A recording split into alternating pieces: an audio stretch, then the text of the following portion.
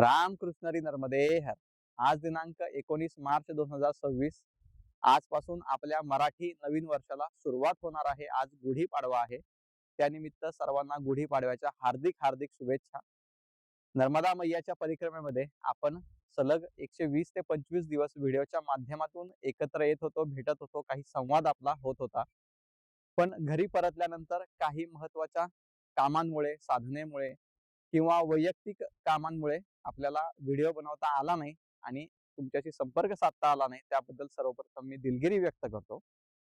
त्याचबरोबर आजच्या व्हिडिओचा विषय असा आहे की बऱ्याच जणांनी व्हिडिओच्या माध्यमातून कमेंटद्वारे आपल्याला विचारण्यात आलं होतं की महाराज किंवा गुरुजी तुम्ही कुठे राहता, तुमचा फोन नंबर काय, परिक्रमा झाल्यानंतर तुम्ही पुढे काय करणार आहात, ज्योतिषशास्त्राचा तुमचा जो अभ्यास आहे त्याबद्दल आम्हाला मार्गदर्शन पाहिजे, त्याबद्दल कधी माहिती मिळेल, या सर्व गोष्टींविषयी प्रश्न आपल्याला कमेंट्सद्वारे, व्हॉट्सअप मेसेजद्वारे किंवा फोन कॉल्सद्वारे येत होते. तर त्याविषयी आपण या ठिकाणी बोलण्याचा प्रयत्न करणार आहोत.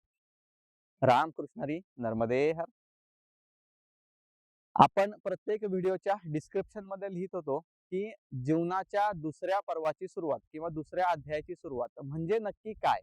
कारण आतापर्यंत आपण जीवन एका पद्धतीने जगत आलो होतो आणि आता नर्मदा मैयाच्या परिक्रमेनंतर आपण दुसऱ्या पद्धतीने जीवन जगणार आहोत. याचं कारण असं आहे की ज्यावेळेस 20 ते 21 वर्षाचं वय होतं त्यावेळेस या देहातून एक वाक्य बाहेर पडलं होतं की वयाच्या 25 मध्ये लग्न करायचं, 30 मध्ये नोकरी सोडायची आणि वयाच्या 40 मध्ये निवृत्त व्हायचं.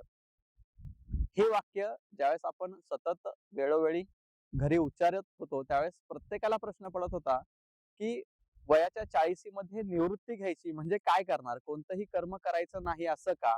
तर याचा अर्थ असा होत नाही कोणतंही कर्म न करणे म्हणजे निवृत्ती घेणे असं होत नाही. कारण भगवान श्रीकृष्ण आपल्याला भगवद्गीतेमध्ये सांगतात की कोणताही मनुष्य जोपर्यंत हा देह आहे तोपर्यंत कर्म केल्याशिवाय त्याच्या दैनिक क्रिया या होऊच शकत नाही. त्याच्यामुळे कर्म काही ना काहीतरी करणं आपल्याला भाग आहे. मग ते कर्म कोणतं हे आपल्याला या ठिकाणी आता निश्चित करायचं आणि ते कशा प्रकारे कर्म करायचं हे आपल्याला आता या ठिकाणी या व्हिडिओच्या माध्यमातून निश्चित करून पुढे आपल्याला वाटचाल चालू ठेवायची आपली. सर्वप्रथम आपण कुठे राहतो याविषयी आपण थोडस जाणून घेऊयात. पुणे जिल्ह्यातील शिरूर तालुका आहे आणि त्या शिरूर तालुक्यामध्ये कान्हूर मेसाई नावाचं एक गाव आहे. त्या गावाच्या शेजारी मिडगुलवाडी नावाचं एक छोटस गाव आहे. त्या गावातील आपल्या शेतामध्ये आपण या ठिकाणी राहायला आहोत. या शेतातला परिसर आपण या ठिकाणी व्हिडिओच्या माध्यमातून बघण्याचा प्रयत्न करूयात. आता आपण एका टेकडीवरती उभे आहोत. ही टेकडी सुद्धा आपल्याच शेतात आहे. समोर जे दिसतंय ते आपलं घर आहे. घरावरती तुम्ही जर पाहत असाल तर सोलार बसवलेला आहे. गेले 15 वर्षापासून या ठिकाणी आपण सोलारच्या माध्यमातून विद्युत निर्मिती करतो आणि आपल्या घरासाठी ती वापरण्यात येत आहे. त्याचबरोबर या ठिकाणी एक तुम्हाला टॉवर दिसत असेल, तो टॉवर सुद्धा आपण स्वतः बसवून घेतलेला आहे. कारण या ठिकाणी नेटवर्कचा खूप मोठा प्रॉब्लेम आहे. त्याच्यामुळे या टॉवरच्या माध्यमातून आपण वायफायचं कनेक्शन घेऊन या ठिकाणी तुमच्याशी संपर्क साधण्याचा प्रयत्न करत आहोत. आणि हे जे दिसतंय हे पूर्ण आपलं शेत आहे. पेरूची बाग आहे, त्यानंतर शेवग्याची बाग आहे, गव्हाचं शेत आहे आणि पलीकडे जर शेवटी बघितलं तर या ठिकाणी सीताफळाची बाग आहे. अशा प्रकारचं हे आपलं क्षेत्र आहे. आणि समोर जी टेकडी दिसते ही टेकडी आपल्या हद्दीमध्ये येत नाही. या टेकडीच्या मध्ये एक डांबरी रस्ता आहे. या डांबरी रस्त्याच्या अलीकडे जे क्षेत्र आहे ते आपल्या हद्दीत येतं आणि अशा प्रकारचा हा निसर्गरम्य परिसर या ठिकाणी आहे. या परिसरामध्ये एवढी अद्भुत शांतता आहे की आध्यात्मिक कार्य किंवा साधना करायची म्हटलं तर एकदम उत्तम असं वातावरण या ठिकाणी आपल्याला पाहायला भेटते. आता सध्या उन्हाळा आहे त्याच्यामुळे हे गवत सुकलेलं आहे, पण उन्हाळा ज्यावेळेस नसतो त्यावेळेस या ठिकाणी पूर्ण हिरवळ असते आणि या ठिकाणी टेकडीवरती येऊन बसल्यानंतर आपल्याला खाली जाऊच नाही अशा पद्धतीची भावना या ठिकाणी निर्माण होते. तर आता सगळ्यात महत्वाची गोष्ट म्हणजे या जीवनातल्या दुसऱ्या अध्यायाच्या पडावामध्ये आपण नेमकं काय करणार आहोत. कारण वयाच्या 40 पर्यंत तर आपण आपल्या जीवनाचा एक अध्याय संपवलेला आहे आणि त्या अध्यायामध्ये आपण सकामतेने सर्व कर्म केलं. सकामतेने कर्म केलं म्हणजे काय, तर जे काम आपण करणार आहोत ते काम आपण कोणत्या फळाच्या अपेक्षेने करणार आहोत ते निश्चित करून मग आपण काम केलं. उदाहरणार्थ जर आपण बालपण बघितलं, बालपणात आपण शिक्षण घेतलं, शिक्षणामध्ये आपण अभ्यास करत आलो, तो अभ्यास आपण का करत होतो? तर आपल्याला परीक्षेमध्ये उत्तम गुण प्राप्त व्हावेत आणि आपलं कोणीतरी कौतुक करावं यासाठी आपण परीक्षेमध्ये अभ्यास करत आलो होतो. त्यानंतर आपण नोकरी घेतली. नोकरी का आपण घेतली? तर त्याच्यातून काहीतरी अर्थ अर्जन व्हावा आणि आपल्या ज्या काही गरजा आहेत त्या गरजा आपल्या भागल्या जाव्यात अशा प्रकारच्या उद्देशाने आपण नोकरी घेतली होती. त्यानंतर आपण या शेतामध्ये आलो. शेतात कशासाठी आलो? तर आपलं शिक्षण शेतकीय विभागामध्ये झालेलं आहे. BSc ऍग्रीकल्चर झालेलं आहे. त्या शिक्षणाचा काहीतरी शेतासाठी वापर व्हावा आणि त्या शेतातून आपल्याला काहीतरी आर्थिक लाभ व्हावा यासाठी आपण या शेतामध्ये येऊन स्थायिक झालो. तर अशा प्रकारची बरीचशी कर्म आहेत. म्हणजे जर आपण 100 कर्म जर आतापर्यंत या वयाच्या 40 पर्यंत केली असतील तर त्यातली 90 पेक्षाही जास्त कर्म आपण कर्मफळाच्या अपेक्षेने केलेली आहेत. बरोबर आहे. तर आता जीवनातल्या दुसऱ्या अध्यायामध्ये वयाच्या 40 नंतर सुद्धा आपल्याला जर याच प्रकारचं कर्म करायचं असेल तर तो जीवनाचा दुसरा अध्याय कसा होईल? कारण ज्यावेळेस आपल्याला कळत नव्हतं, वयाचं वर्ष 20 ते 21 होतं, त्यावेळेस या देहातून एक वाक्य बाहेर पडलं होतं. ते वाक्य कसं बाहेर पडलं, कोणत्या शक्तीने बाहेर पडलं ते आपल्याला माहित नाही. पण एक वाक्य बाहेर पडलं होतं. ते म्हणजे वयाच्या 25 मध्ये आपण लग्न करणार आहोत. वयाच्या 30 मध्ये आपण नोकरी सोडणार आहोत आणि वयाच्या 40 मध्ये आपण निवृत्ती घेणार आहोत. हे वाक्य घरामध्ये आतापर्यंत बऱ्याच वेळा त्यांच्या कानावरती पडलं होतं आणि हा वयाच्या 40 मध्ये निवृत्ती घेणार म्हणजे नक्की करणार काय? हा प्रश्न सगळ्यांना पडलेला होता. त्याचं कारण असं आहे, कारण जे 2 टप्पे होते, पहिले 25 मध्ये लग्न करायचं, तो टप्पाही व्यवस्थित पार पडला. 30 मध्ये नोकरी सोडणार, तोही टप्पा व्यवस्थित पार पडला. आता 40 मध्ये निवृत्ती घेणार म्हणजे नक्की करणार काय? हा सगळ्यात मोठा प्रश्न सगळ्यांना पडलेला आहे. जे मला पर्सनली ओळखतात त्या सगळ्यांना हा विषय माहित आहे की वयाच्या 40 मध्ये निवृत्ती घेणार आहे. आता निवृत्ती घ्यायची म्हणजे करायचं काय? कारण भगवान श्रीकृष्ण भगवद्गीतेमध्ये म्हणतात की कोणताही मनुष्य कर्म केल्याशिवाय राहूच शकत नाही, कारण त्याच्या दैनिक क्रिया ह्या कर्माशिवाय घडणारच नाही. मग आपण निवृत्ती घेणार म्हणजे नक्की करणार काय? हा सगळ्यात मोठा प्रश्न आहे. भगवान श्रीकृष्णाने भगवद्गीतेमध्ये 2 प्रकारचे कर्म सांगितलेले आहेत प्रामुख्याने. एक म्हणजे सकाम कर्म आणि दुसरं म्हणजे निष्काम कर्म. तर सकाम कर्म आपण वयाच्या 40 पर्यंत करत आलेलोच आहोत. मगाशी आपली याविषयी चर्चा झालेली आहे. तर आता वयाच्या 40 नंतर आपण जे कर्म करणार आहोत ते कर्म निष्कामतेने करणार आहोत. निष्कामतेने कर्म करायचं म्हणजे नक्की काय करणार आहोत? तर आपण कोणत्याही कर्मफळाची अपेक्षा न ठेवता आपण कर्म करणार आहोत. गीतेमध्ये असंही सांगितलेलं आहे की प्रत्येक कर्माचं काही ना काहीतरी फळ हे असतंच. आपण कर्म केलं म्हणजे त्याचं फळ हे तुम्हाला काही ना काहीतरी मिळणारच आहे. फक्त त्या कर्माच्या फळाची अपेक्षा तुम्ही मला ठेवू नका. तुम्ही जे काही कर्म करणार आहात ते कर्म मला, भगवंताला किंवा तुमची ज्या इष्टावरती श्रद्धा असेल त्या इष्टाला तुम्ही ते अर्पण करा आणि तुमचं कर्म करत राहा. या सृष्टीने सर्व गोष्टी तुमच्यासाठी पूर्वनियोजित करून ठेवलेल्याच आहेत. या सिद्धांतानुसार या पद्धतीने या निष्काम कर्माच्या योगाने पार पाडण्याचा प्रयत्न करणार आहोत. आता निष्काम कर्म करायचं ठरवलं म्हणजे ते एका दिवसात आपल्याला त्यात आपण निपुण हो, प्रावीण्य प्राप्त होईल असं नाही. आपण आताशी सुरुवात करतोय आणि या निष्काम कर्मतेकडे आपण वाटचाल करण्याचा एक प्रयत्न करणार आहोत.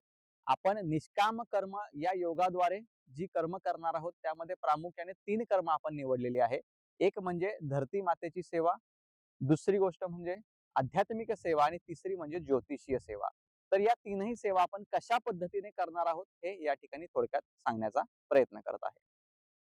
आता धरती मातेची सेवा करणार म्हणजे नक्की काय करणार? तुम्ही जर बघू शकत असाल तर पाठीमागे आपल्याला निसर्गाची देण लाभलेली आहे. टेकडी आहे, सुंदर असा परिसर आहे. त्याचबरोबर आपल्या पाठीमागे सगळीकडे जर तुम्ही बघितलं तर निसर्गाची सुंदर अशी देण आपल्याला लाभलेली आहे.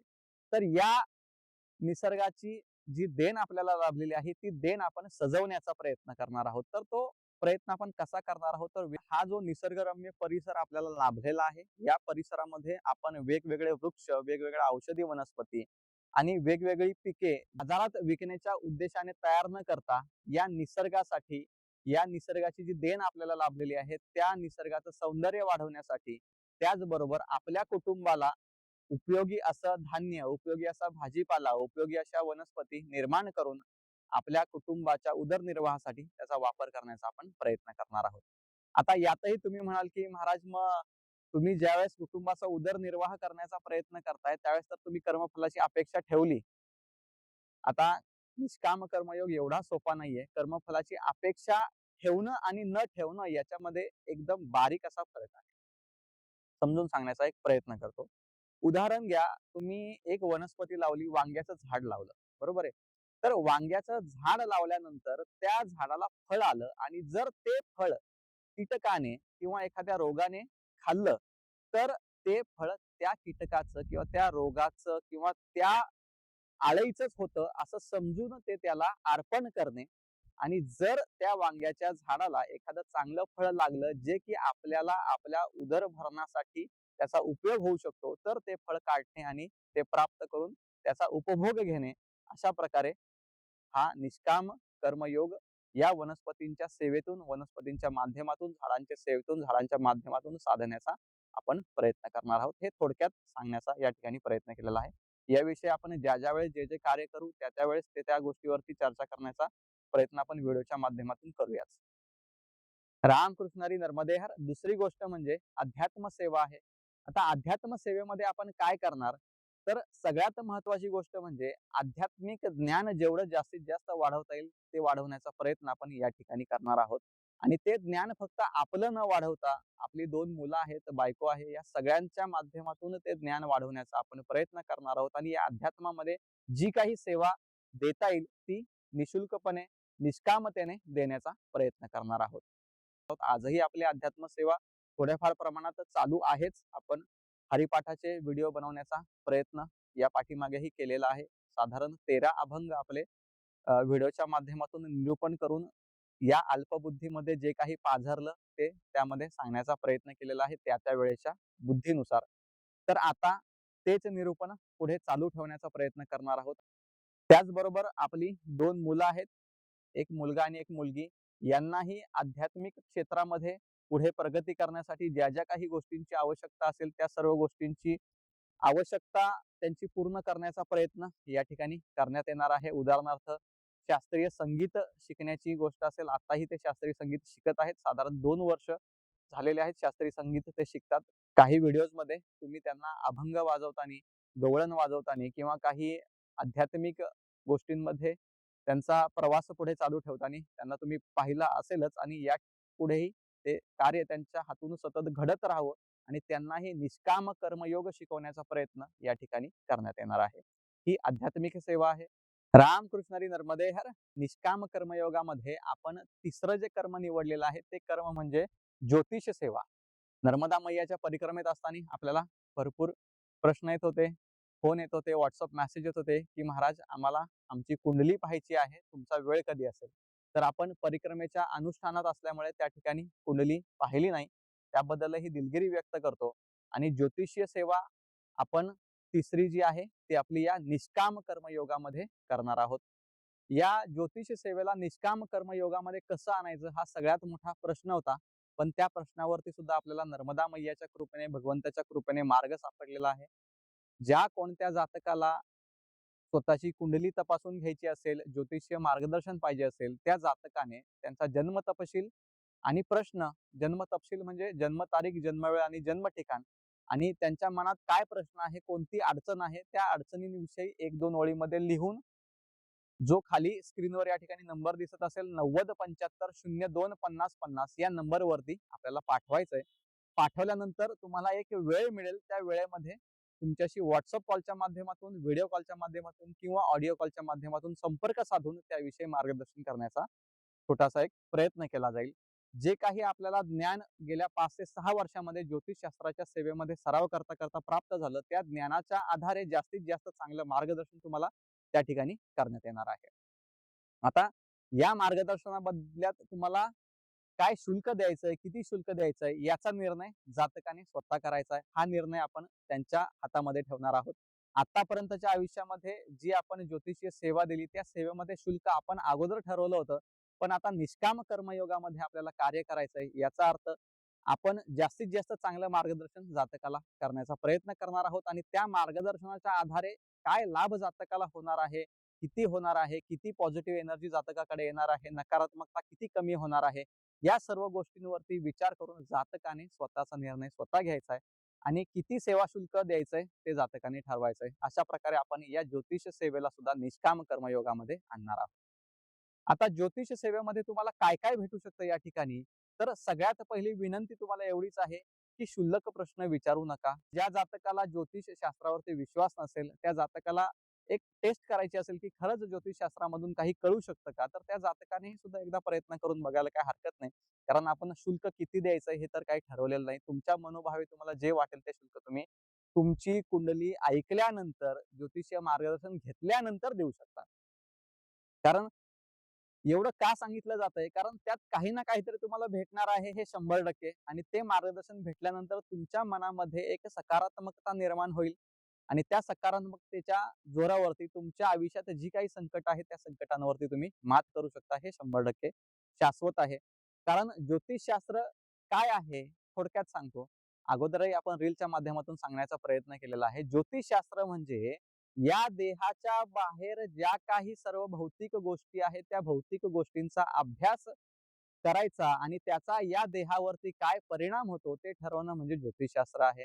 आणि अध्यात्म म्हणजे काय आहे, तर या देहाच्या आतमध्ये अंतरंगामध्ये ज्या काही गोष्टी आहेत त्या गोष्टींचं ज्ञान करून घेणं आणि आनंद प्राप्ती करणं, याला अध्यात्म थोडक्यात म्हटलेलं आहे. थोडक्यात सांगण्याचा प्रयत्न करतोय.